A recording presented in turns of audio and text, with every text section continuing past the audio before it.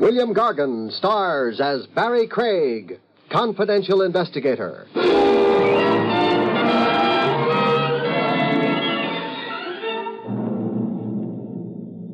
Here a guy called the deep type.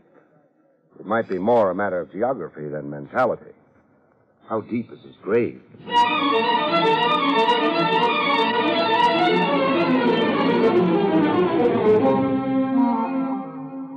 The National Broadcasting Company presents William Gargan in another transcribed drama of mystery and adventure with America's #1 detective, Barry Craig, confidential investigator.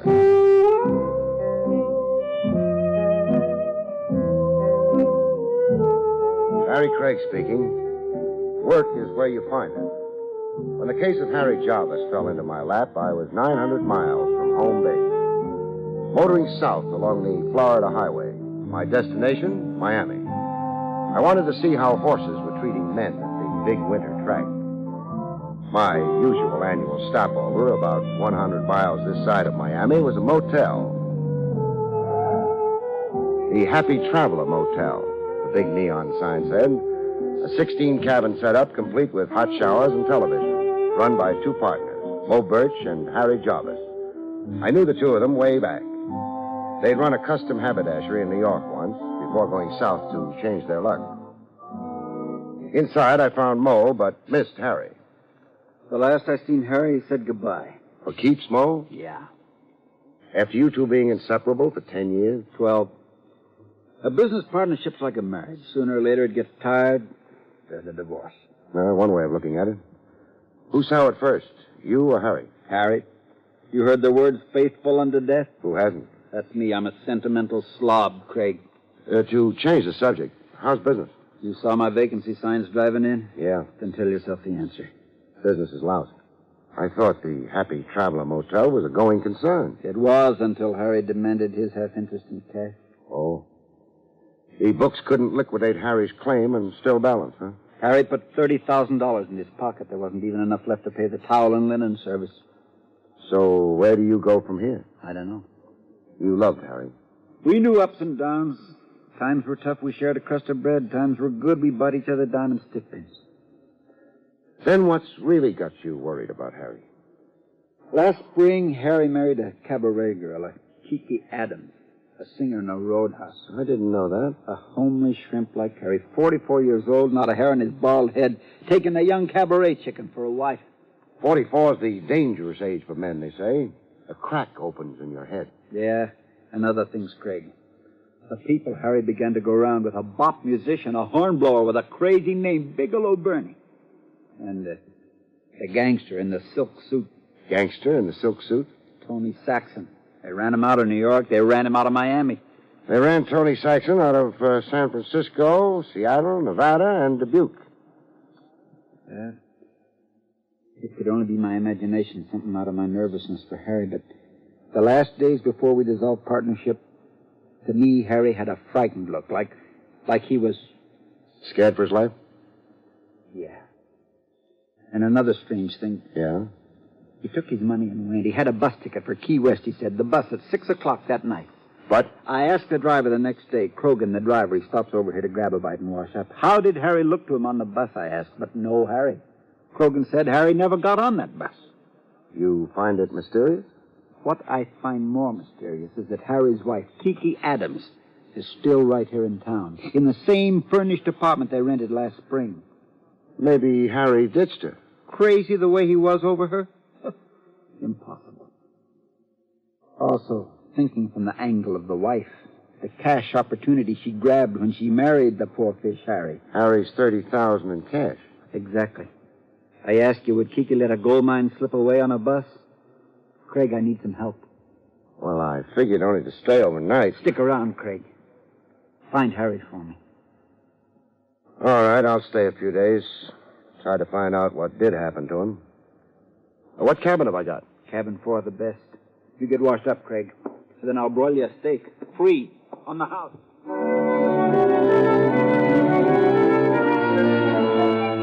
2.5 pounds of porterhouse steak later, with my stomach a foot in front of me, I went calling on Kiki Adams. 212 Elm Street. I had directions on me written out by Mo Birch. Drive east across the railroad tracks, then north 1/4 of a mile past the county jail. 1/4 of a mile past the county jail, I stopped. 212 Elm Street was a 2-story frame building sandwiched between an abandoned schoolhouse and a plumbing supply wholesaler. A big front door with isinglass slits on it and a brass knocker. I banged the knocker a little while, and then I tried the doorknob. I made less progress there. The doorknob came off in my hand. A situation like that can become embarrassing. This one did. All right, drop it, Sam. It? The doorknob, Sam. I saw you cop it. You misjudge me, friend. I'm on the steps there beating my feet. I got a cold eye on you, Sam. You're low down jelly belly to the grass. Jelly belly? Hey, what kind of jive? Bigelow Bernie, Sam, and don't scratch your violin at me. Bigelow Bernie. I've heard about you.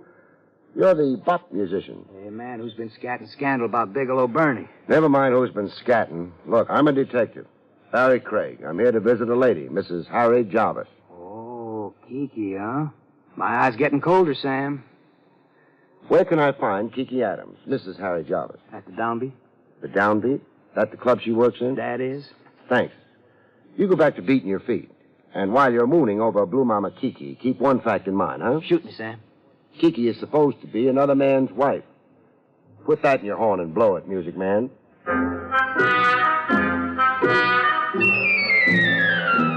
I caught up with Kiki a half hour before her cabaret act commenced. She was in her dressing room doing back bends.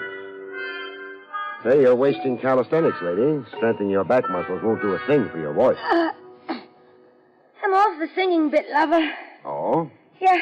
Too many canaries around. Every kid out of high school. Ah, I see what you mean. Oh, I get trampled in the mob. So I worked out a specialty number. Acrobatics, obviously. Well, more than that. I do a back bend while tooting on the sax. See it? Vividly. While in the back bend, there's a glass of bubbling champagne on the floor. You get off the sax and drink the champagne. Without spilling the drop. Will the act get me to Miami? Unquestionably. Who'd you say you were, lover? Barry Craig. Sagittarius? Sagittarius? Your astrology sign. Oh, no. Taurus the bull, I think. Taurus. Will I do? Yeah. You can be favorable for me. Okay, lover, it's a date. After my 12 o'clock turn, whistle me over. A low, sweet whistle, lover. Now scram, huh, so I can practice? I got to drive Kiki home after her 12 midnight turn was extended to, upstairs. Make yourself comfortable. To do that, I'd have to take off my shoes. Be my guest. Well, how you like my home sweet home? Charming. Liar. It's a crummy dump. It could use a coat of paint.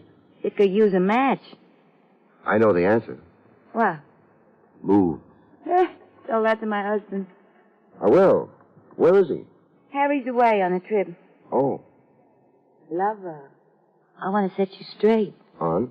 How you got here. Well, you invited me. To pass the time socially. I'm a night owl, not a butterfly. Have I made a pass, doll? No, not yet. So why the sermon? I got a canned speech I use on guys I pick up with. All right, finish it. I don't like talking to myself when I get home after the show. I tried being an introvert once. I don't like it. You're up here only for conversation, lover. End of canned speech. All right, if I made a speech now? Speak. Exactly where is Harry Jarvis? Why should you care? I'm worried about him. Worry? You know my husband? I do. Know him and like him. Well, this is news. You never asked me why I popped into your life. No, I assumed you were just another John looking to get acquainted. I looked you up on Harry's account. To put it simply, I'm a detective. A detective? With Harry on your mind? Yes. Why? What's with Harry? He isn't around. Have I told you he's away on a trip? You failed to say where. Where? Well, I don't know. Well, you're his wife. Well, sure, but he didn't say where he was off to. I didn't even see him when he left. I was at the club. There was a note waiting for me when I got home that night. Well, what did the note say? Say, called away for a few days, something like that. Well, when was this? We, No, 8 days ago. Where's the note? I got rid of her. What reason would I have to save her? Well, in these 8 days, has Harry contacted you? No. And you didn't find that strange? I guess I did a little, but... But? This may shock you. I'm shock-proof. It was a relief with Harry away, so I didn't worry too much about his silence. You see, Harry's in his middle age. But you married him. Yeah, I did. Why? Why? Search me, I ask myself. I'm going to ask you a big question now. Get on record with an honest answer, and you'll thank yourself sometime. What's the big question? Did you know Harry had liquidated his half interest in the Happy Traveler Motel? That on or about 8 days ago, Harry had $30,000 in cash on him? Well, I knew he was selling out in the motel. I know he'd already done it without the cash. Something happened to Harry? Until I know better, I'm proceeding on that premise, Mrs. Jarvis.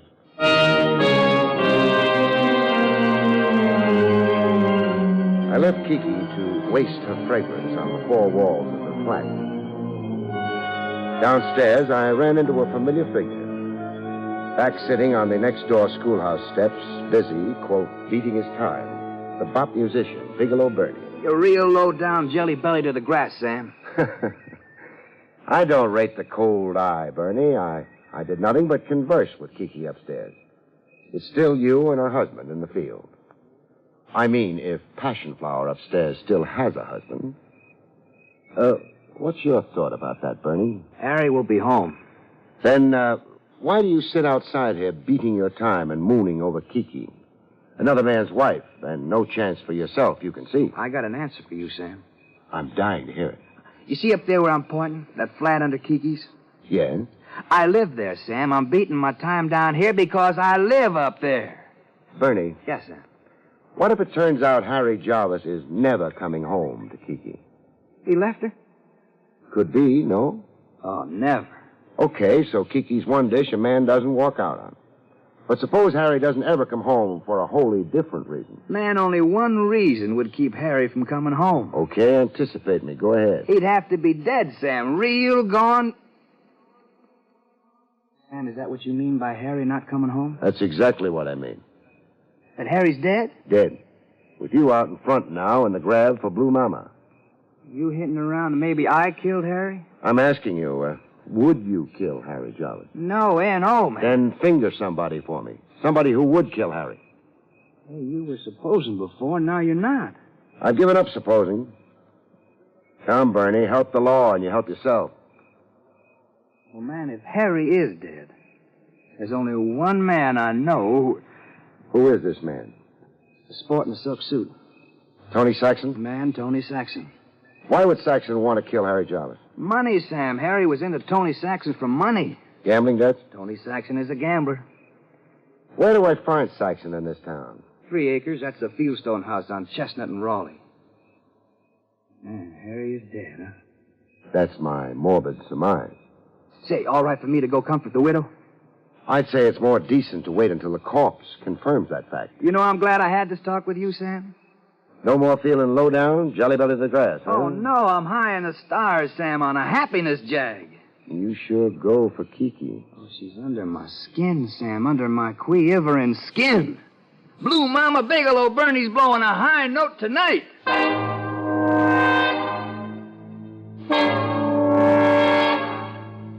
I left Bigelow Bernie swinging in the trees and went to look up Tony Saxon.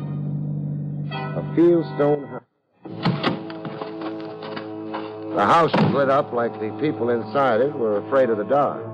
Every room inside and floodlights outside on the big lawn.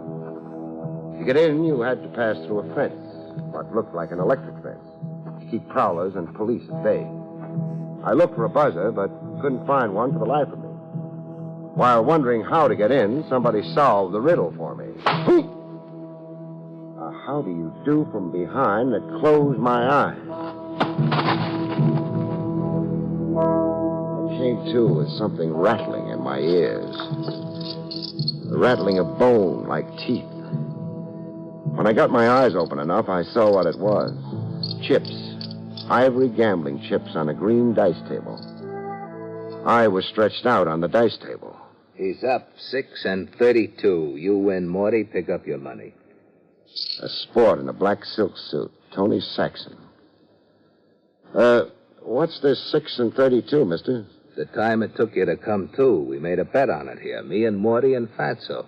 A bet on how long I'd be out? I said 10 minutes. Fatso there said 8. Morty's bet was 6 minutes. You were out 6 minutes and 32 seconds on my stopwatch. Morty's bet. Morty there owes me a cut for cooperating. Beat it, boys. But not too far. Beat it just far enough to be able to keep me covered, fellas. We don't shoot fish in barrels, Craig.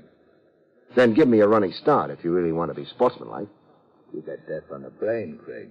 Craig. You keep calling me Craig. Your name. You know. Your wallet says, so does your police license. Did you restore everything back to my pockets in good order? Everything except your gun. You get that on your way out. Irene in the main foyer. She has your hat and your gun. So tell me. One of the boys, Fatso there, saw you prowling outside. He figured you were a lonesome stick-up case in 3 acres. He tapped you. My head doesn't just feel tapped. What happened to all the lights? Lights?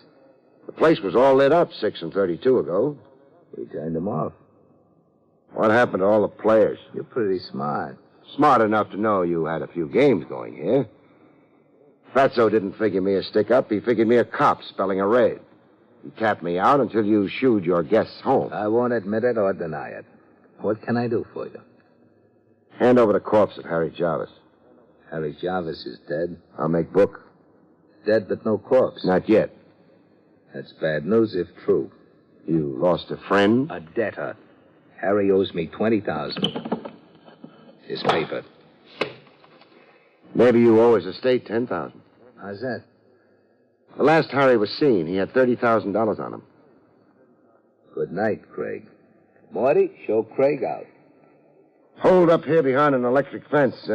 After being thrown out of as many states as I can name, who do you pay protection to, Saxon? Grandma Jones. Grandma Jones? My landlady. I rent 3 acres from her. Good night, Craig. Find Harry, let me know. A client of mine dies, I like to wire flowers.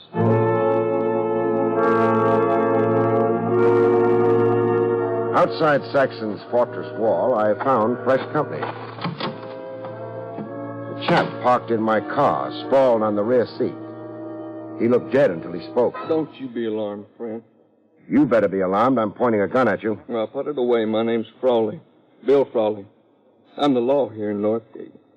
That is all the law they got this side of the county seat. Why don't you put the gun away? When I see the badge. Here it is. See, I was by a spruce across the street a while before. When that Saxton croupier came down on your head. You just watched the show? For now, I'm the law, but I'm peacefully inclined when it comes to Saxton's game. He's the county commissioner's problem, and I got my complaint about Saxton up with Commissioner Hawkins right now. Besides, I was standing under that spruce with other things claiming my thoughts. What other things? Harry Jarvis, is he dead? What's your answer to it? Dead. Same conclusion you came to, friend. How do you know? Well, see, I was talking to Bigelow Burney after you talked to him. Oh, I see. I got something down at the jailhouse now that kind of proves Harry Jarvis is dead. You have to come see? I do? Let's start it up.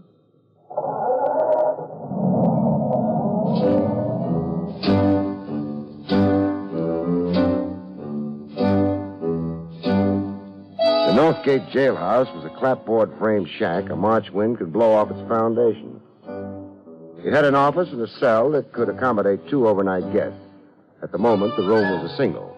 1 prisoner, fast asleep on a cot. He's what I brought you to see, Craig. The prisoner? Him. Looks like a hobo. That's the trade he claims. Says his name's Dusty Ames. What does he do besides sleep? Loves to cuss you out. He hadn't ate now for 3 days. Turned down chicken yesterday and today. How come? Hunger strike. He wants his constitutional rights. Those being? Freedom. Freedom. Put him back on the road, he said. 3 days, you said. What do you do here in Northgate? Throw away the keys? But I'm waiting for the wagon to come take him to the county seat now. He'll get his hearing there. How does he connect with Harry Jarvis? I see the clothes on him? Yeah. The striped and blue suit. Those yellow shoes? Well, who can miss them? I know the suit and yellow shoes like they're my own. Harry's clothes. This Dusty Ames was wearing Harry Jarvis's clothes when I picked him up over on Route 9.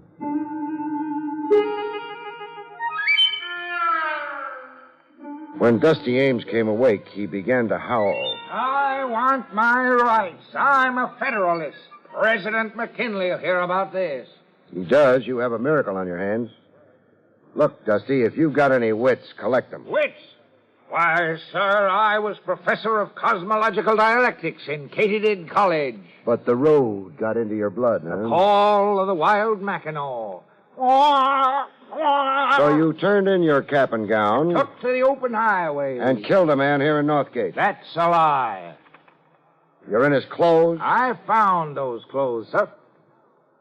We've been asking you where. I wouldn't tell the sheriff. Why should I tell you? Because when it comes down to it, I'm going to beat it out of you. Civilized man always reverts to the beast. Your predecessor in those clothes was a dear friend of mine, Dusty. A dear friend. A man's greatest possession in a cold, materialistic world. Sir, I have a poem right here in my pocket, after the fashion of Edgar Guest. I'll read it. No matter where the road may go, I'll always think of dear friend Joe.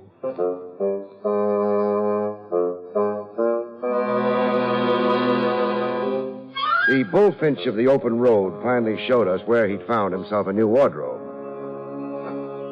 A tree hollow in the piney woods. The clothes were right in there, sir, wrapped in tar paper set to burn. See the cinders? Yeah, I see them. I had a time brushing soot off the bundle. Clothes smelled of smoke when I put them on. Some clothes have been burned. I find bits of charred fabric. And these, Sheriff. Shirt buttons. Yeah, some clothes had burned, and something stifled the fire. Wind, maybe. Or the fire simply choked. Too much stuff on it, smothering it. How did you come on it, Dusty? I had my repast to tend to. It caught me a stray chicken. Fat little thing, 6 pounds. Looked around for a tree hollow to cook my supper. When you changed into the new clothes, what did you do with your own rags? Hung them to a tree. What for? As a sign that Dusty Ames had come through. A sign that there was stray chickens in these parts. A sign for other hobos. Live and let live. Craig, Sheriff? Harry Jarvis is buried here in Piney Forest. Yeah, looks like. How big is Piney Forest? Bigger than Northgate Township. Close to 400 acres. Meaning we'd need a regiment to unearth the body here. It needs more manpower than Northgate's got. We could appeal to the state governor for National Guard. No. We may not need to. Not need to turn up the body of Harry Jarvis? The time and labor and agony. We might be able to avoid all that. How's that? See if we can get the murderer to find the body for us. Now, that'd be a trick. Trick is exactly what I have in mind. Yeah. We'll try to make a trick do for manpower, Sheriff.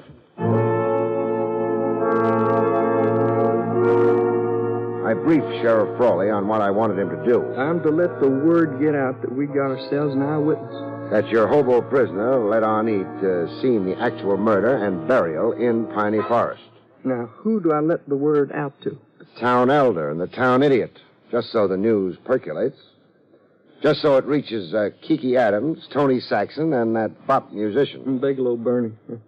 I know what. What? I'll step into that downbeat club and have some beers. You know, ain't nothing like a barroom for loosening a man's tongue. Yeah, you do that. Now, when the word does percolate, I still ain't exactly clear. Our phony eyewitness right off becomes a marked man. The killer, whoever he is, must pull a repeat performance. Kill Dusty Ames, that is. Yes, yes. Oh, the wool around your brain. Well, I still don't see. Dusty Ames is safe in the jailhouse. Safe? A 9-year-old boy can get into your jailhouse, Sheriff. Just provide him with a dime can opener. Besides, you won't make it tough for the killer to get in. I won't? No. Front door unlatched. Just the cell door closed. With Dusty Ames a sitting duck in a cage. The easiest target in the world, a dream pigeon. Now get on it, Sheriff. Sometimes it plays exactly according to script. Sometimes it doesn't. This time it did. I could hear the village chimes when the silhouette appeared at the jail window. Head and shoulders and face with no identity to it in the pitch dark. I was in the office under the desk. A neat hunk of gymnastics, considering my size. It was more than 2 minutes before the killer dared to try the door.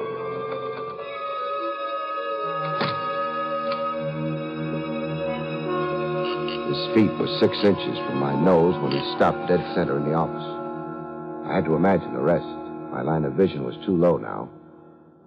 I imagined him estimating the sleeping figure of Dusty Ames, estimating how to make his shots effective. I didn't wait for the murder of the hobo. I just took aim at a 45-degree angle from the floor and shot my pigeon in the leg. That's your killer. It's time for rejoicing. But I didn't feel that way this time. I only felt like getting drunk. It cut me like a fox playing games with a rabbit. How's your leg, Mo? On fire. Why didn't you aim higher? Mo, why did you ask me to find Harry? I asked you to find Harry to demonstrate to me how safe I was. I decided to make a test with you, a smart New York detective. If you couldn't catch me, nobody could. I could stop worrying. Well, you gave me a demonstration. You killed Harry for his $30,000. You've got it stashed away. I killed Harry because I was too old to start over again. We made a life together, and Harry was condemning me to death. Bankruptcy isn't death, Mo. At my age, it is. And my condition, it positively is. Your condition? Heart, liver, kidneys. Inside, I'm like a bombed-out Berlin. It was no time for me to start all over being young and ambitious. Mo, my thought is you're a little off. No, my friend. Say I'm worn out in the world, that's all. Just say that at 53, I, Mo Birch, got so confused I fired a gun at Harry Jarvis. I want to know where you buried him, Mo. Sure. You want to know, and I'll tell you. Right now, I'm faint. Sometimes you take no pleasure in the catch. Sometimes all you want to do is get drunk.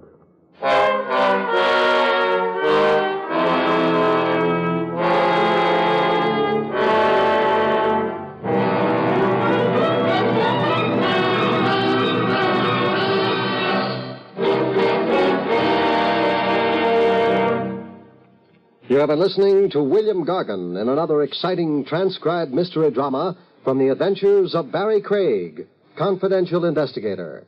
Tonight's story, The Sneak Assassin, was written by John Robert. Next week, it's the strange story of Sweet Goddess of Murder, about which Barry Craig has this to say. In next week's story, Sweet Goddess of Murder, the fur flies thick and homicidally when a lovesick furrier designs a dream jacket for his ever-hating wife. A straitjacket, that would be. The National Broadcasting Company has just brought you an NBC Radio Network production with William Gargan, starring as Barry Craig, confidential investigator, directed by Arthur Jacobson. Also heard were Parley Bear, Herb Ellis, Betty Lou Gerson, Marvin Miller, and Joe Cranston. Eddie King speaking.